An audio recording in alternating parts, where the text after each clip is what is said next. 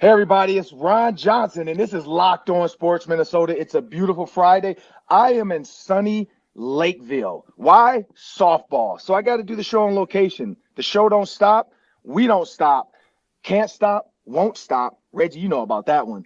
But hey, I'm Ron Johnson. That's Luke Spinman, Sam Ekstrom. We got Reggie Wilson from Care 11, news director, all things sports, the 6'5" power forward coming out of St. Louis, Missouri. Reggie Wilson. And then we got Luke Inman, the point guard. And then we got Sam Ekstrom, the assistant coach. Well, he'll be the head coach for today. But again, I'm Ron Johnson. I'm your shooting guard.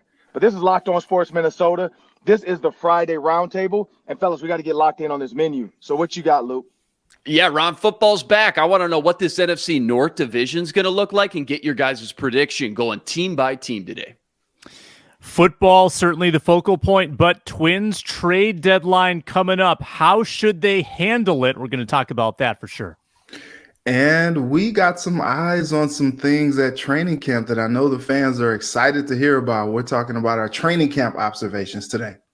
Yeah, and I got to talk about Coach Fleck. I'm a Golden Gopher to die. I die for that maroon and gold. And Coach Fleck's under fire, but he fired back.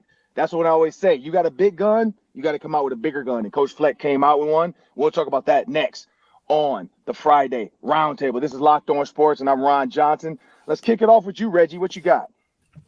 All right, well, no pads yet at training camp, but we still saw some good things at the Vikings training camp. 2 days worth of practices we've seen so far. You know, the biggest takeaway for me is everybody's healthy. We've seen injuries to Jalen Ramsey. The Joe Burrow thing was interesting yesterday. Fans are now offering up their calves for him.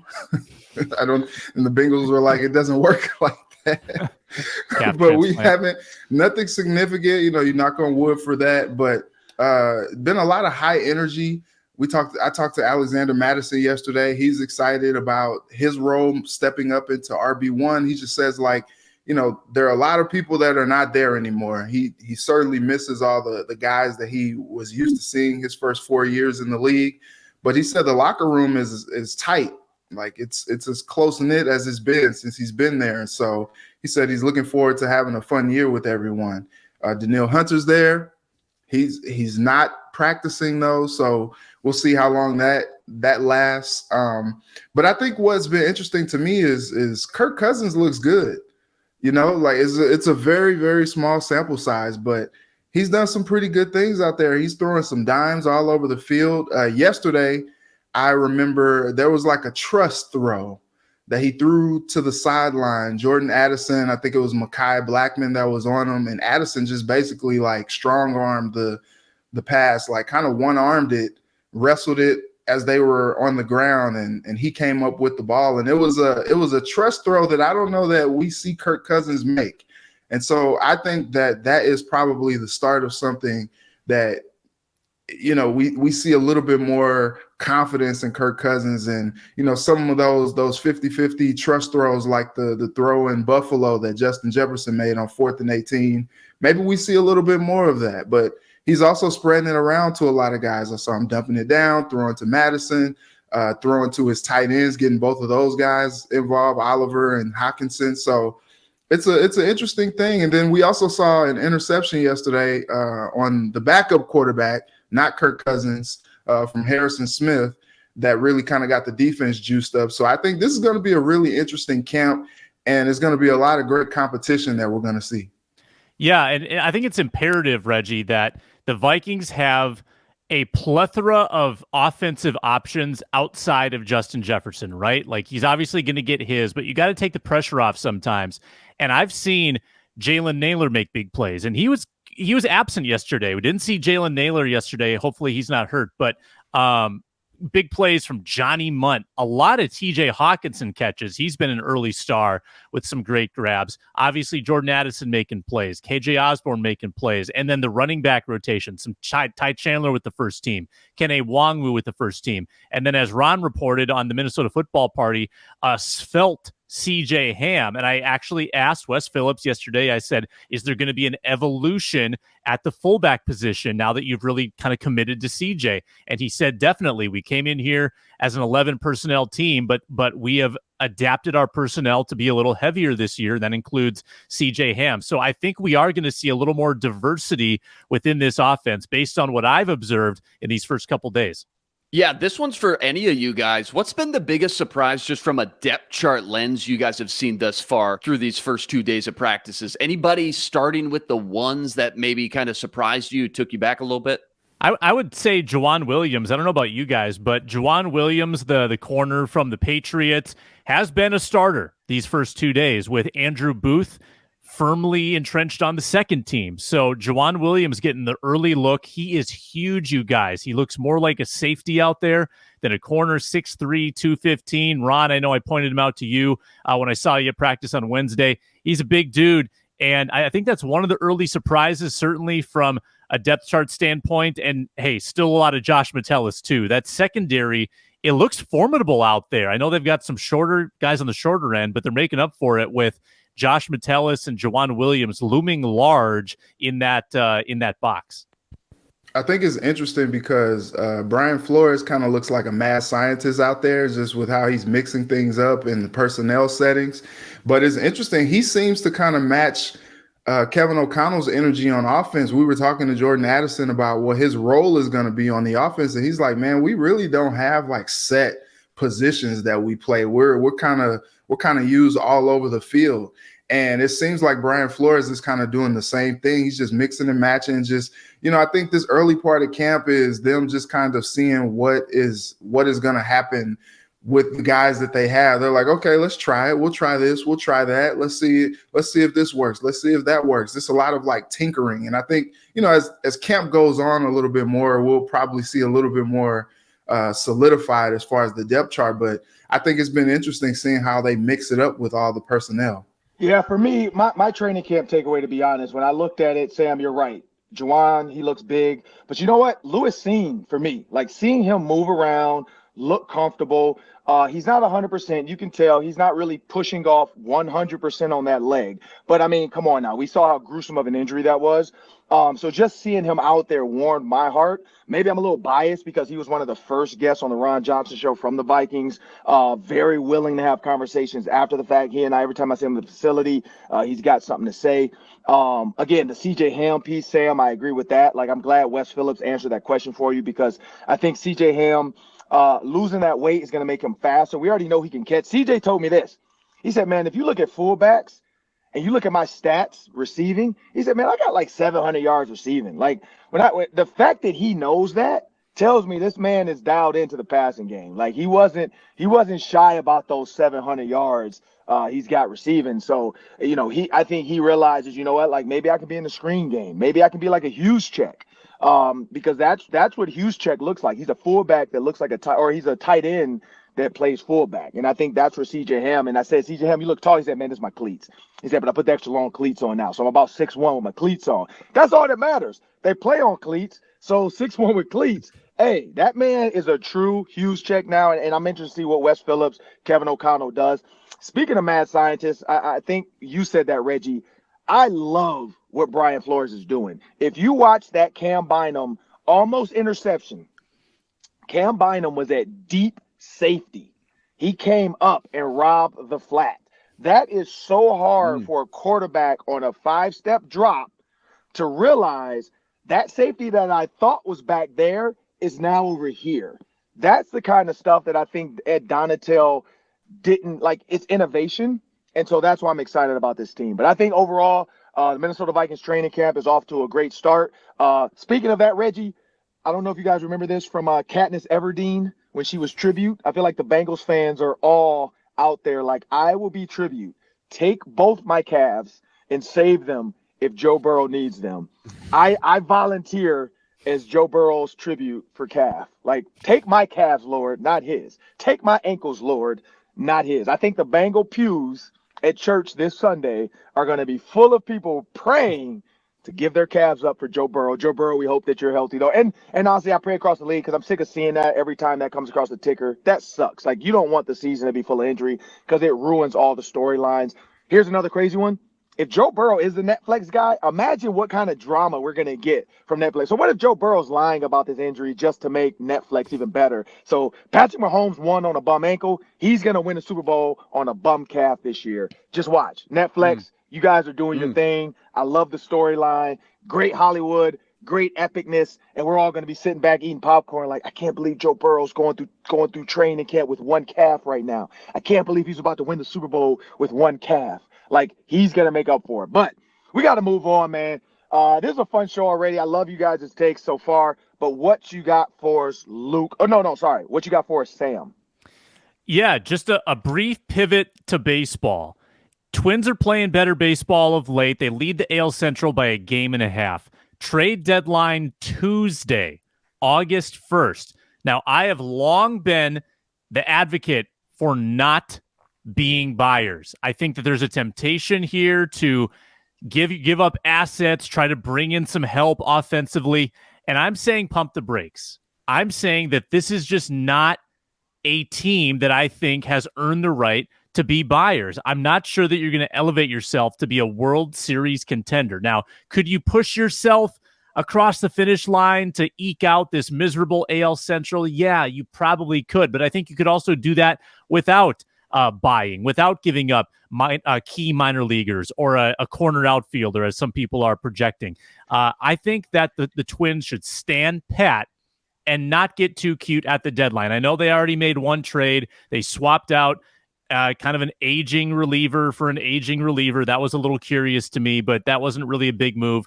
I would not do anything radical at the deadline. Just play with the guys you have. You do have a little momentum right now. That pitching staff is still pretty strong. Just roll with it. You don't need to weaken your minor league system any more than you already weakened it last year. And for that reason, I think you just roll the dice and see what happens. Yeah, Reggie? Yeah, I think it's interesting because you look at the moves that they did last year, and from like just like 1,000-foot view, you're like, oh, okay, they did good. Like this is a great, trade deadline for the Twins. And then you look at all the guys that they acquired, and you're like, dang. Then you look at the Cincinnati Reds, and you're like, wow. So like all those guys that they traded away are now contributing, but not just contributing, but they are like high level contributing to a team that is first place in the NL Central right now. So that is a little like disheartening when you think about it. So I can understand fans being like, okay, can we just like pump the brakes a little bit before we think about doing this, because it didn't work out well for us last year. The Tyler Mahle trade, man, whew, that one was brutal, man. When you look at like where he is and then where the prospects are that they gave up to acquire him, like that one right there is like the biggest one that sticks out to me. And so you want to say that they'll just kind of like turn things around and go on a streak and do well, but then like you see the game against the Mariners the other day, and you're just like, I just don't know. That Pablo Lopez left the game with a 6-2 lead, and they lost 9-7. Yeah. Like how in the world does that happen? And the bullpen continues to be. I can see if you're gonna do anything, I can see maybe you're like, okay, can we get somebody in the bullpen? They traded Jorge Lopez for Floro with the Marlins. I'm not really sure what to think about that trade. Yeah. But that was the only thing to me that's like, maybe they try to get a bullpen arm, but like just think of the cost. Like, what is it going to cost them? And maybe you're like, I don't know. They should just stand pat. Yeah, three things I'm looking at here. I mean, one, even if you made no moves, Sam's right. You're still in a great position to win the division. You sneak in the playoffs, see what happens. Maybe you get lucky, get hot, win a few games. Number two, Reggie's right. When you go back and look at the 3 or 4 big trades they've swung on and the amount of times they've completely whiffed. You brought up Tyler Mahle, but Chris Paddock, Jorge Lopez, Emilio Pagan, etc. And then watch all these young studs they gave away start to go off. That starts to get in your head a little bit as a GM, and now you start to second guess yourself a little bit more, and you make decisions based off emotions more than the analytics, not what you want. It's like going on tilt at the poker table. So I think Thad Levine just needs to chill out on the blockbuster moves for a minute.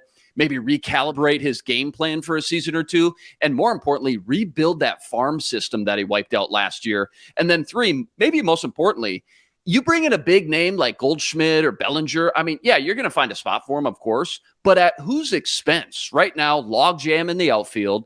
DH is locked up with Buxton. The infield's loaded with current and future starters, Correa and Royce Lewis. The only thing, right, bullpen help. But again, after whiffing on so many trades last year, last thing I want to do is see them give away more young studs in their farm system and jeopardize the future. So just stand pat for now, continue to build for 2024, and hope you get lucky in these playoffs coming up in a few months. Well, yeah, man, I'm not going to act like I'm a big baseball mind. Here's the thing. I look at teams, and I always equate it to other teams. If the Twins feel like they have something going, unless, and I think you guys all named some great names, unless you can bring in a top arm, a guy that's going to be able to give you 10 to 15 full games, like I'm talking about winning games, like maybe getting in there, give you some good innings, it's not worth it, because what they have going now, instead of getting rid of prospects, keep building.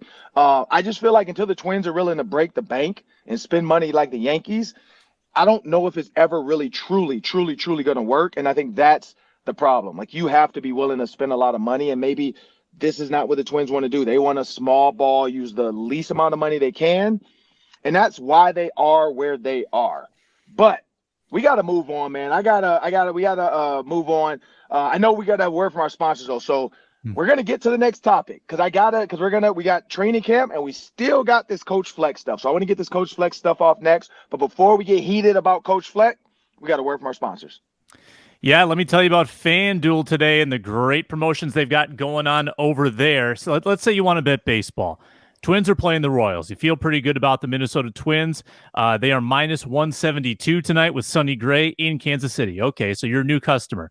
You go to FanDuel. You sign up. This is what you can get. You can put $20 on the Twins, get 10 times that bet in bonus bets back, whether they win or whether they blow it against Kansas City and lose. That's $200 in your pocket. You could also do 10, get 100, do 5, get 50. They'll give you 10 times your initial bet back in bonus bets, up to $200. One of the many great promotions that they have at FanDuel, which is a wonderful place to wager. They've got all the lines, all the leagues, all the promotions. FanDuel.com/lockedon, FanDuel.com/lockedon. They're America's #1 sportsbook.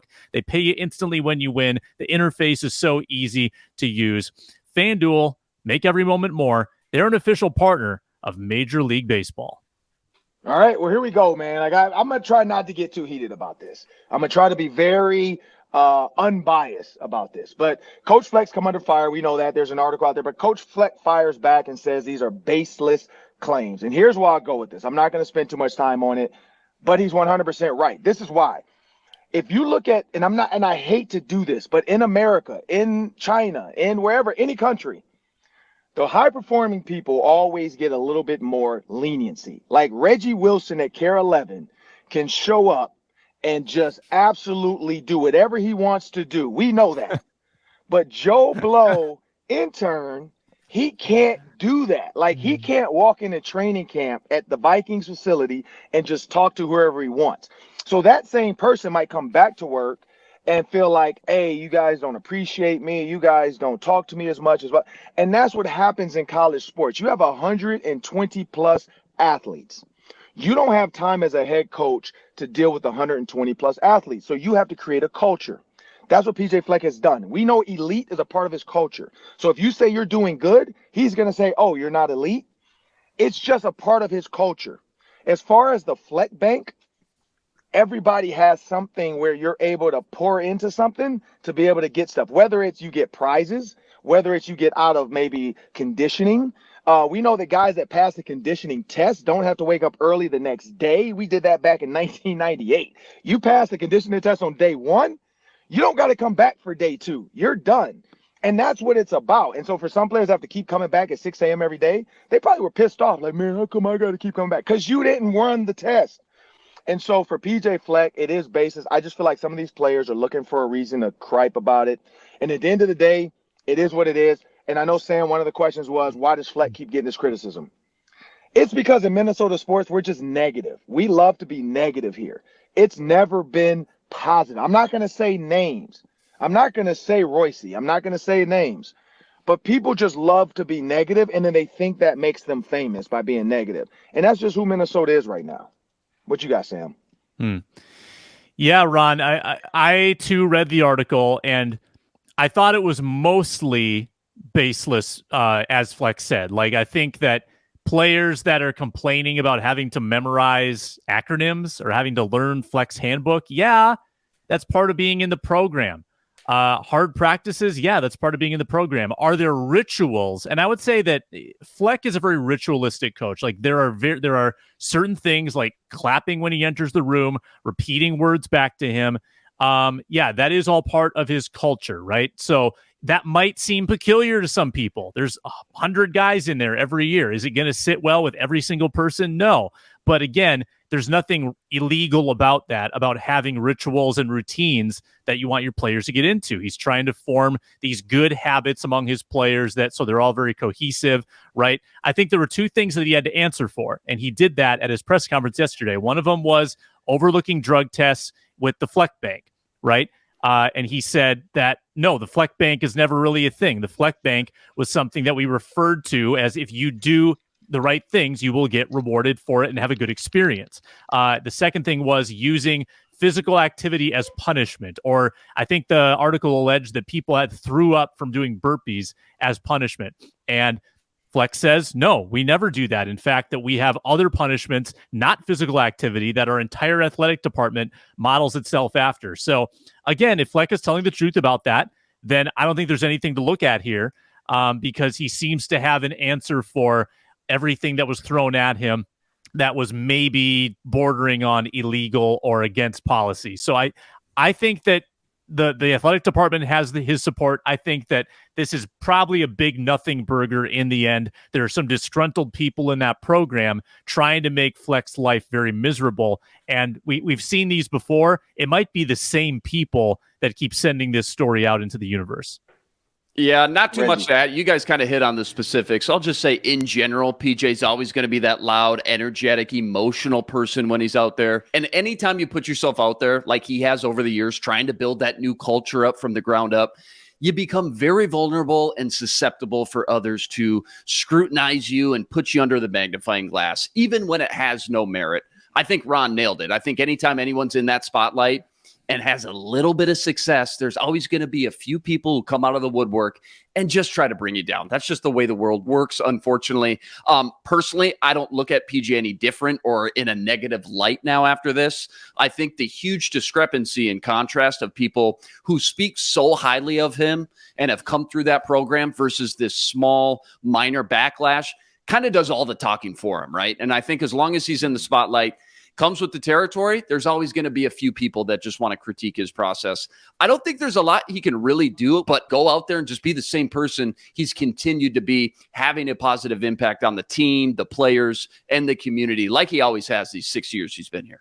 Yeah, since I've been here in Minnesota, I've always just thought PJ was just a weird dude, like just a peculiar guy, like just a straight. He's a little off. He's a little off. Okay, so like don't try to act like he ain't, because like it like you could tell like, but I don't think that that means that he's like a terrible person. I just don't know if I don't know. I don't really have a read on the guy. I just think that he's just, I don't know. Like yesterday I was looking at Twitter and Pat Forty called him a gimmick king. And I think that probably checks. Like there's a lot of buzzwords and, you know, a lot of things that he does that you're like, oh, that's a little cringe. You know, you got to be elite and, you know, all these different things. And so I think, you know, one of my friends, we were talking about it and he was like, you know, I don't think there's anything that is like wrong or like illegal that PJ Fleck was doing. He was just like, he looked at like the dictionary of terms and PJ Fleck's like Rolodex, if you will, that he, you know, he tells the team and all that. He's just like, if anything, he's just like kind of cringy. But other than that, like, I don't think there's too much of a problem. So like, I don't want to downplay like these guys' experiences who have come out and spoken out against what Fleck has done. Maybe that's just his style is just not their style, and they just kind of take offense to it. But I don't know. It seems to have worked, and all the people who have come out to like defend PJ Fleck since this has happened, it just it's hard to take a side and say like, oh yeah, like this dude is corrupt, because like I used to cover Ohio State, and I was there when Urban Meyer was there, and some of the stuff that happened there with his assistant wide receivers coach, and some of the stuff that he kind of kicked under the rug, and those reports and stuff like that. Like I've seen some corrupt stuff before with the program, and this just doesn't necessarily seem like it. But like I said, I don't want to downplay these guys' experiences.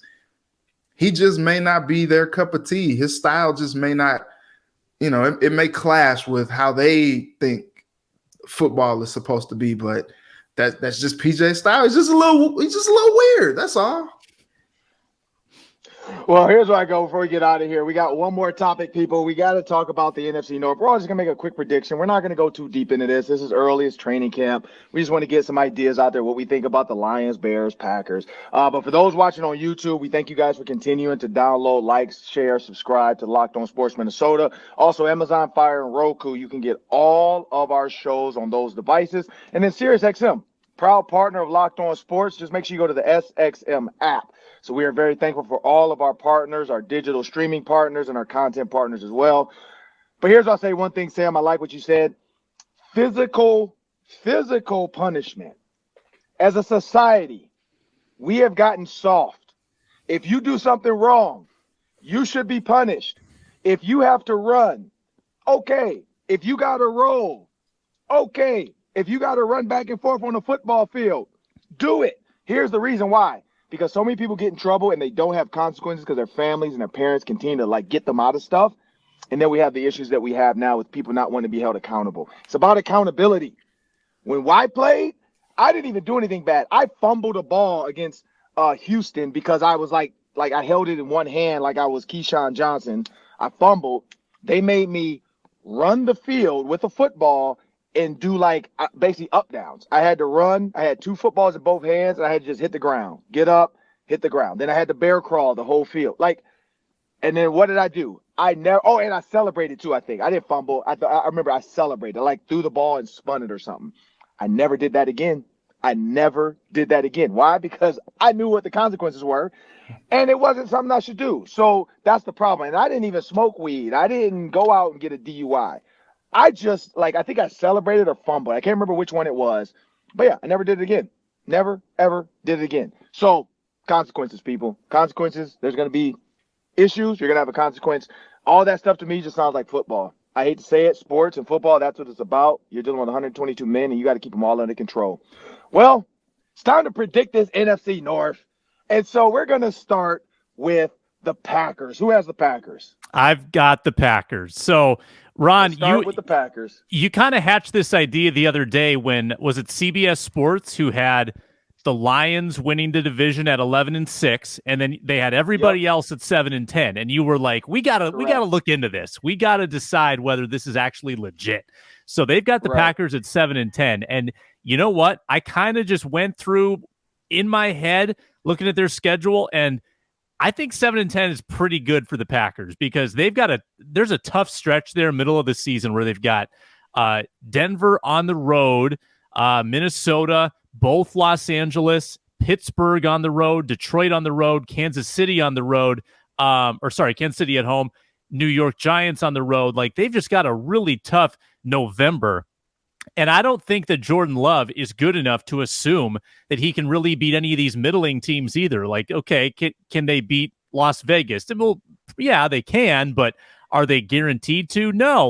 With Aaron Rodgers, you could chalk certain games up to wins. You would just circle them and say, guaranteed win. Detroit coming into Lambeau, it's over. Don't even need to play the game. Can't do that anymore with the Packers. I think that 7-10 is actually a very fair projection for Green Bay, and I think they might even win a couple meaningless games late, like Tampa, Carolina, Chicago, but I think they could be out of this thing by the start of December. Wow. And what's your so you got them at 7-10 then, 7-10. Sam? Yep. Okay. And who has the Bears? We know Reggie's got the Bears. What you got, Reggie? So I don't know what to think about the Bears. There have been a lot of positive reports coming out about the connection from Justin Fields to DJ Moore, and I do think that they are going to ball. I think this is going to be one of the most highly competitive 6 or 7 win teams of the NFL this season. Like, I still don't think that they're all the way there. They just paid Cole Kmet. Nice deal. We talked to TJ Hawkinson about that the other day. Like, he's like, ooh, that was nice. Like, I'm paying attention. But they got Chase Claypool. Not really sure what to think about him sometimes. Like, he can be good, but it's just the want to with him, I feel like sometimes. They have a head coach who is defensive minded, so he's always going to try to take care of the defense and make sure that they're playing at a high level. But they have lost a lot of pieces over the last few years trying to rebuild that thing up. And so I think that, the offense is going to be improved. Fields is going to be improved as a passer, but I still don't think they have enough to truly, truly compete and win enough games this year. So I see them being like a 6 or 7 win team, but playing everybody close, kind of maybe taking the form of the Lions last year in this division this year. Wow. Okay. Vikings, what you got? Yeah, good news and bad news for this team. Bad news is you got a first place schedule now. So last year, think about it, outside of Rodgers, the only elite quarterbacks he had to face was Hurts and Josh Allen. This year, you got the 8th hardest schedule in the NFL. First 5 games alone, Mahomes, Hurts, Justin Herbert, and the number 1 overall pick, Bryce Young. Plus throw in a Joe Burrow, Justin Fields twice. He's going to get better. Russell Wilson, 5 primetime games. It's a gauntlet on paper, the schedule is. Number 2, we know they're not going 11-0 in one-score games again. Here's the good news, though. You just won 13 games with one of the worst defenses in the league. And maybe this is a hot take, but I think going from Donatel to Flores alone is worth, at minimum, 2 extra wins. That's how good he is, and that's how much I think coaching matters in this league. And then lastly, on paper, they got all the makings of a top 5 offense, and maybe they got to win a lot of games 51-50, but you add everything up, I think they can hit their over in Vegas, which is sitting at 8.5 games, and go 9-8 when it's all said and done. That's what I've got them at right now, 2 days into training camp, Ron. Oh, man, this might have been the hardest. Like, I don't know why I picked the Lions. I'm from Detroit, so I just had to do it. And I went into this like, there's no way. There's no way. And here's why I say, where there's a will, there's a way. Where there's a Dan, there's a way. And I found the Dan. I hate to say it, fellas. Luke, if you have the Vikings at 9-8, I got the Lions at 10-7. Ooh. Here's why. Look at this schedule. And again, I could be wrong, but they're going to lose to the Chiefs to start the season. But it's the opener. The opener has been very weird. There's a chance they could beat the Chiefs, but I'm going to have them losing to the Chiefs to start the season because the Super Bowl champs. Because we always know that Super Bowl hangover is always weird to start the season. And there's always drama with the former Super Bowl champions. And so that might be a win. But I got to, if they win that one, they're going 11-6. But I got that. Right. Seahawks, Falcons, Packers, Panthers, Bucks. What?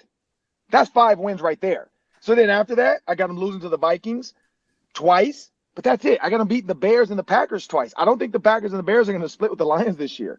So at this point, if they beat the Chiefs, they have a chance to be 11-6. I got them at 10-7, fellas. So the Lions right now, the way the Locked On Sports Roundtable crew has done it, Locked On Minnesota, we got the Lions winning the NFC North.